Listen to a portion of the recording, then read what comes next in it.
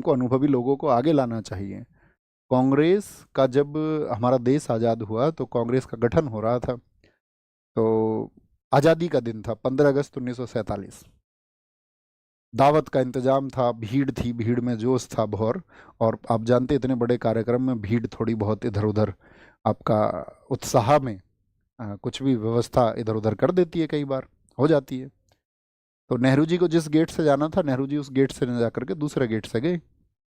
तो उस दिन नेहरू जी को कुछ मंत्रियों की सूची देनी थी माउंटबेटन को, कि माउंटबेटन को उनको देनी थी कि भाई आप सत्ता को जो ट्रांसफ़र करके जा रहे हैं, पावर को, तो उसमें उन्होंने बताया भी कुछ मंत्री होने चाहिए। तो उन्होंने बोला कि हाँ ठीक है, 13 मंत्री होंगे हमारे। तो वो पर्ची पे नाम लिखे हुए थे पेपर पे। तो वो पेपर उन्हें पकड़ाना था, लेकिन कहीं उथल पुथल में लोगों से मिलने के चक्कर में वो पेपर कहीं खो गया।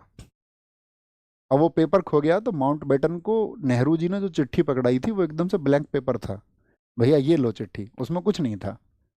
थोड़ी देर बाद एक व्यक्ति आया, उनके जो सेक्रेटरी थे वो आए उनके पास में कि भाई साहब वो चिट्ठी मिल गई है। मतलब भाई साहब क्या सर, वो चिट्ठी मिल गई है। उन्होंने कहा ठीक है। उन्होंने बोला कि भैया वो जो चिट्ठी है वो ब्लैंक, वो दे दो हमको, ये लीजिए। तो 13 मंत्रियों के नाम थे उसमें। आप समझना हम आपको क्या समझाना चाह रहे हैं। तो उन 13 मंत्रियों में कि दरअसल में गांधी जी ने एक बात कही थी नेहरू जी से। गांधी जी ने कहा था कि आप ये समझना नेहरू कि ये देश आज़ाद नहीं हुआ। सॉरी, उन्होंने कहा था नेहरू जी तुम ये मत सोचना कि ये कांग्रेस आज़ाद हुई है, ये इस समय देश आज़ाद हुआ है। इसको आप कांग्रेस की आज़ादी मत समझना, इसको देश की आज़ादी समझना। और इस देश को चलाने के लिए जो योग्य व्यक्ति हैं उनको आपको राजनीतिक वजह से ना सोच करके इस राष्ट्रीय भावना का ख्याल रखते हुए अंतर्राष्ट्रीय पटल पर हम भविष्य में कहाँ पहुंचेंगे, उन मानकों को सोचते हुए विचार करना होगा। तो उन 13 मंत्रियों में से 3 व्यक्ति ऐसे थे जो कांग्रेस के धुर विरोधी थे। श्यामा प्रसाद मुखर्जी, इंडस्ट्रीज वाला इतना बड़ा डिपार्टमेंट उनको संभालने का काम दिया गया। बाबा साहब भीमराव अंबेडकर कांग्रेस के धुर विरोधी थे, उनको कानून मंत्री बनाया गया। सोचिए कितना बड़ा विभाग उनको दिया गया। आर के षणमुख शेट्टी कांग्रेस के धुर विरोधी थे, उनको फाइनेंस डिपार्टमेंट दिया गया।